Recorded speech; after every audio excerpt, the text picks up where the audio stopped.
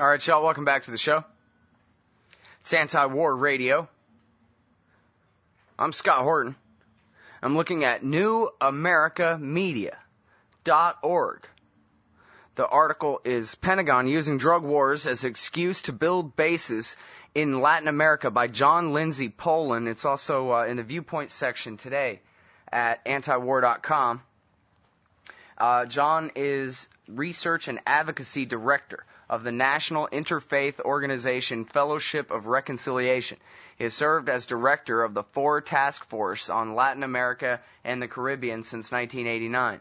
He is the editor of FOR's Colombia Update, founded on FOR's Colombia Peace Presence Team, and is the author of articles, reports, and books on U.S. military policy and history in Latin America, including Military Assistance and Human Rights, Colombia, U.S. Accountability, and Global Implications.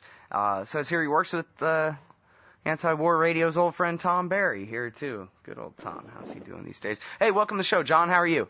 Okay. How are you doing? It's good to be here. I'm doing great. Very happy to have you here with us today. Very important article, and it's something that I admit that I neglect terribly, probably just because I don't speak Spanish and I don't know much about South America or Latin America at all. And so I don't know. I hear the empire has been at war with these people under the good neighbor policy for 100 years or something, and it's the least covered topic on Anti-War Radio. That doesn't make much sense. So I'm very happy to have you here to help fill us in. And, of course, there's no more commies, so I guess the excuse has got to be cocaine distribution. And based on that, they're building more military bases than they already had in South America. Can you, I guess, start with the numbers? How many bases do we already have? How much of an expansion are we talking about here? Well, the word bases itself actually becomes pretty slippery on all sides of the debate because a lot of what the U.S. military is doing is building up facilities that might be formally owned by the nation itself in Latin America, but the U.S. will have access to it. So there's various kind of gradations of U.S. military access in the region. Some things are full-blown bases like what there is in Guantanamo in Cuba or the Palmarola base outside of Tegucigalpa in Honduras.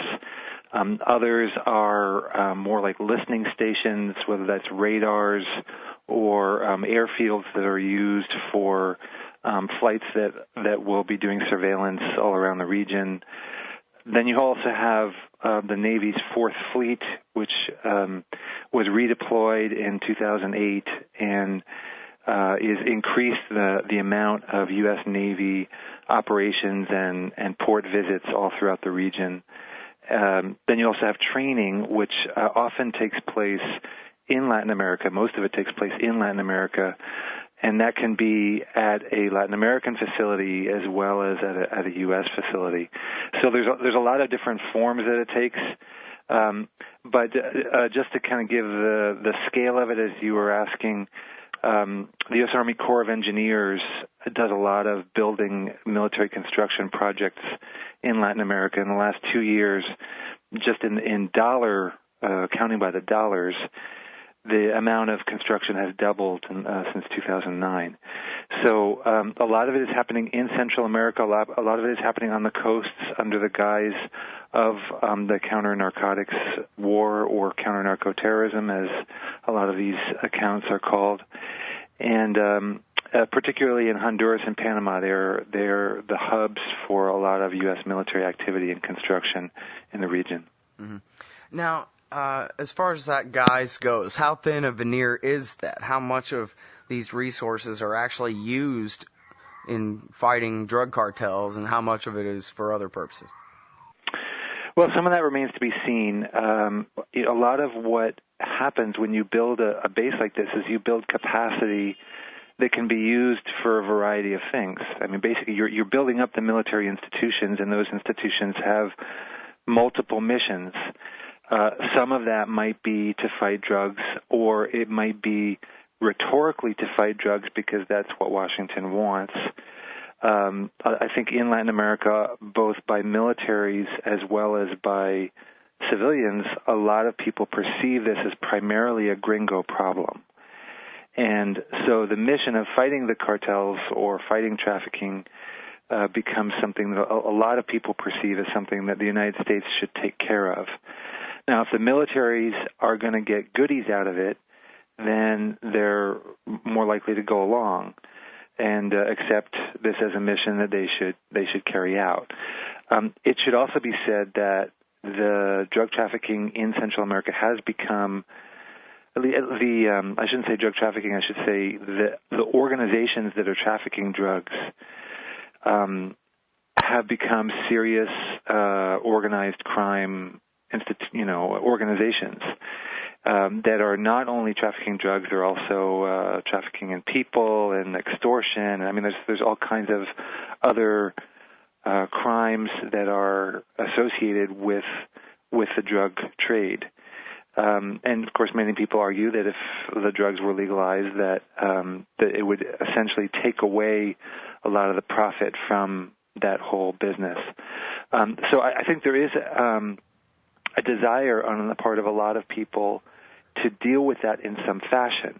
The problem is that the military approach is so ineffective, and in many instances, as was just pointed out by the Global Commission on Drug Policy that released their report this past week, that in many instances when you increase the firepower that the state brings to fighting organized crime or drug trafficking, the violence increases as well. And that's certainly what's happened in Mexico. So all of the different places where President Calderon has called out the army and increased the militarization of the fight against organized crime, the homicide rate has also gone up. And, it's kind of perverse, but, you get these statements by Secretary Clinton, Hillary Clinton, and Calderon saying, well, this is actually an indication that we're doing our job. So as it becomes more violent, there's even sometimes a subtly or unsubtly an affirmation that that's a good thing. Mm-hmm.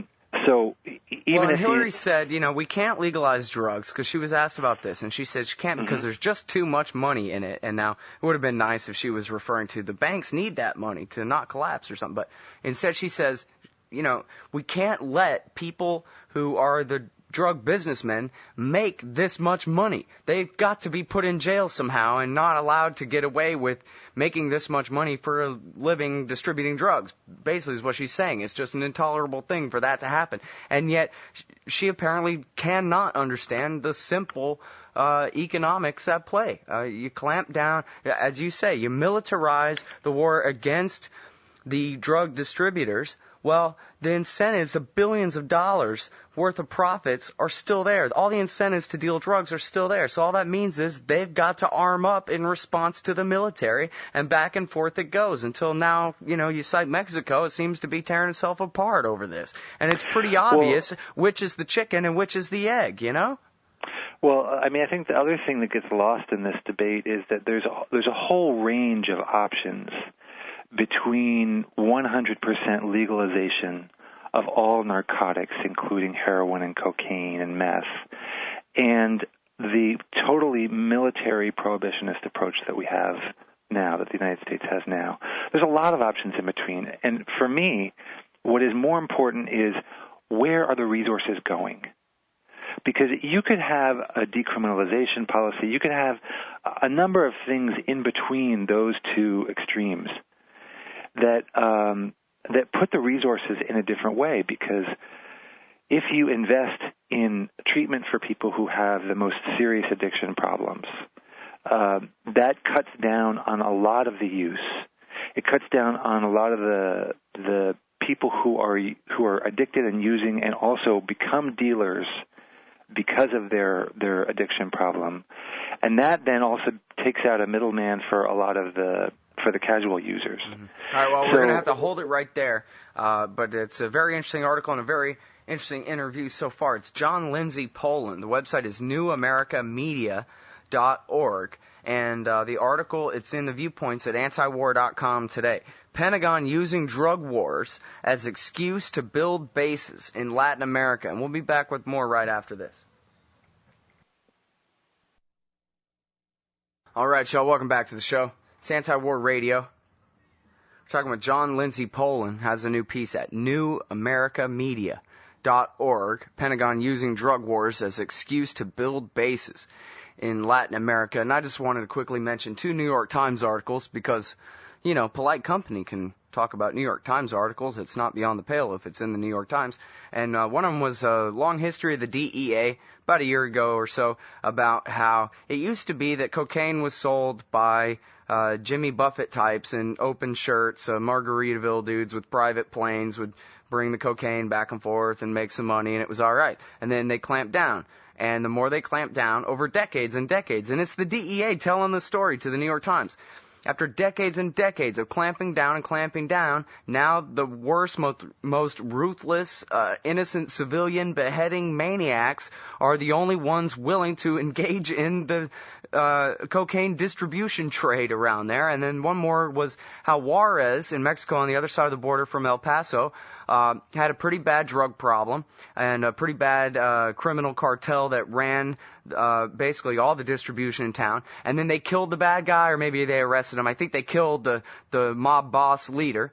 And then the whole town broke out into warfare between all of his captains over who was going to be the new czar of the illegal drug market in Juarez. And it's the agents, again, telling the story, dumbfounded by the simple economics of the situation. The more illegal it is, the more valuable it is, the more the worst people become the only ones willing to engage in it. And this is a path we've just gone down, and I really think they don't understand. I don't think it's like, makes for a good excuse, so keep it going like that. I think they really don't get it. And now, as John Lindsay-Poland is explaining in his article at newamericamedia.org today, this is, really becoming the excuse for the expansion of the Pentagon's forces of different kinds, training and bases and all kinds of different so-called cooperation throughout the entire hemisphere. Still, the war on drugs, where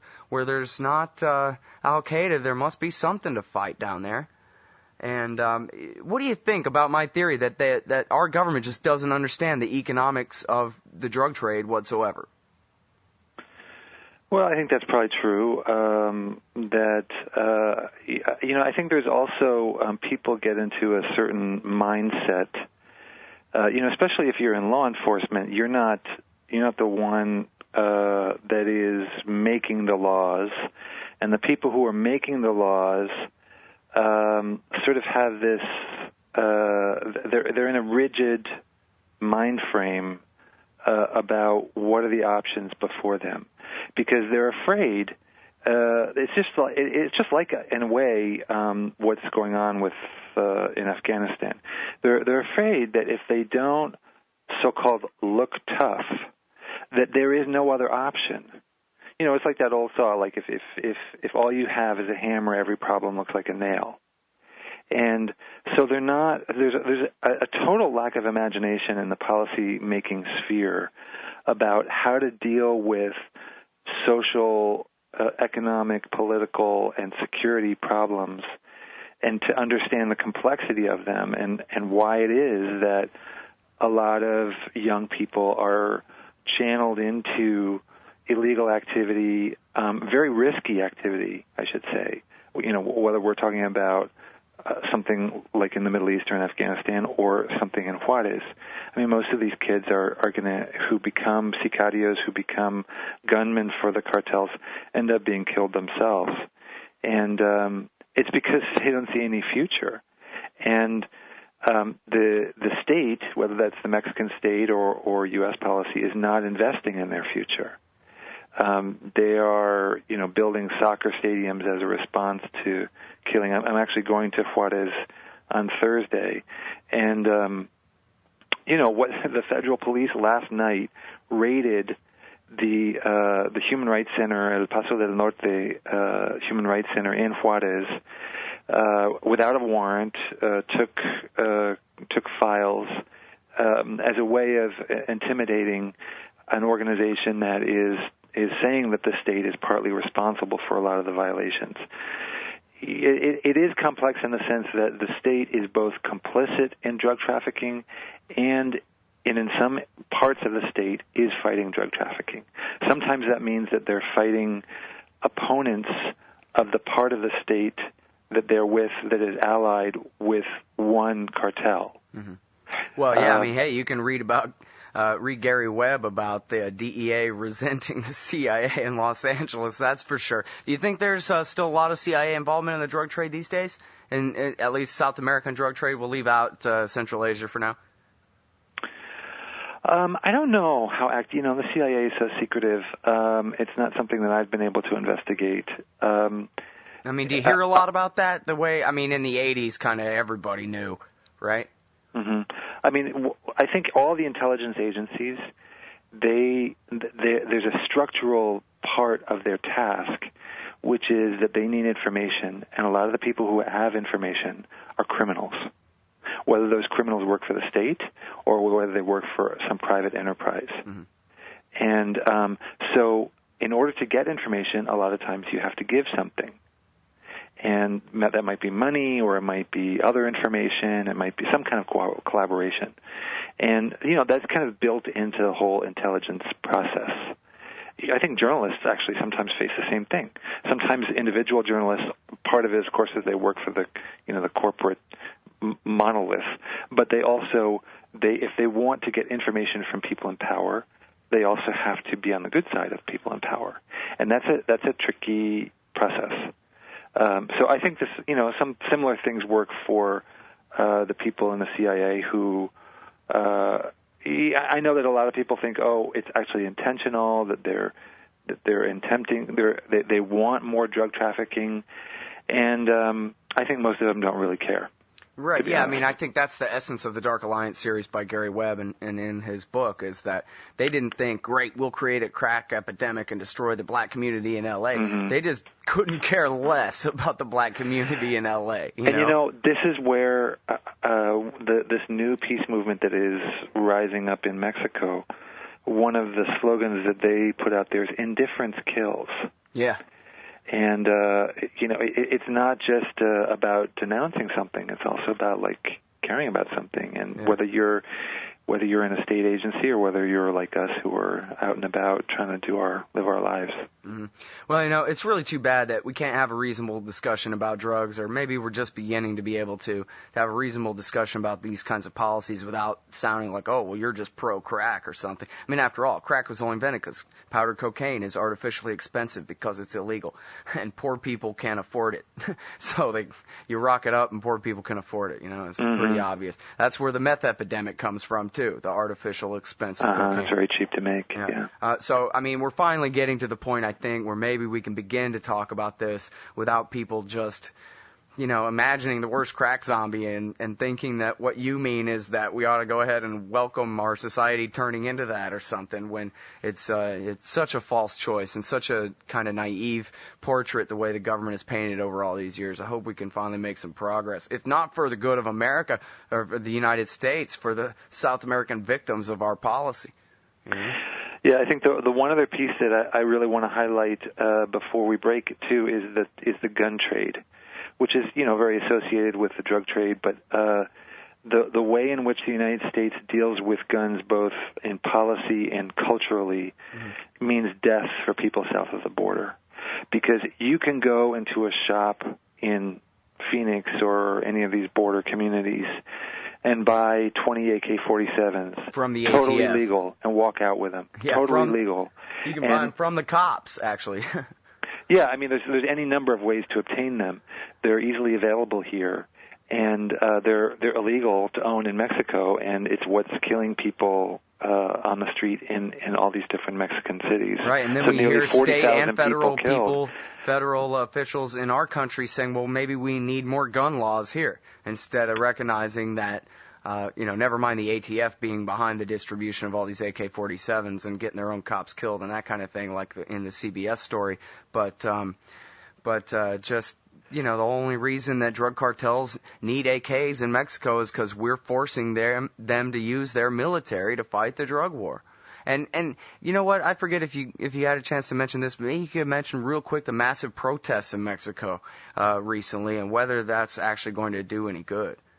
Well, I think it's already done some good in the sense that it's, for one thing, it has taken away the stigma of victims of this violence who were accused by President Calderon and many others of being part of the drug trade, and yet many, many, many people who are being gunned down in Mexico have nothing to do with the gun trade, with the drug trade. And so they're beginning to speak, and their voices are beginning to be heard in a way that is super important to overcome the 98% impunity rate for crimes committed in Mexico. I'm sorry, we are so over time, and we've got to go, but I really thank you for your time very much. I hope we can talk again soon. As you can tell, I'm very ignorant about South American politics, but I'm not ignorant about how important it all is. So thanks again. Really appreciate it. Well, thank you, Scott. Everybody, that's John Lindsay-Poland. He's writing at newamericamedia.org. It's in the viewpoints today at antiwar.com. Pentagon using drug wars as excuse to build bases in Latin America.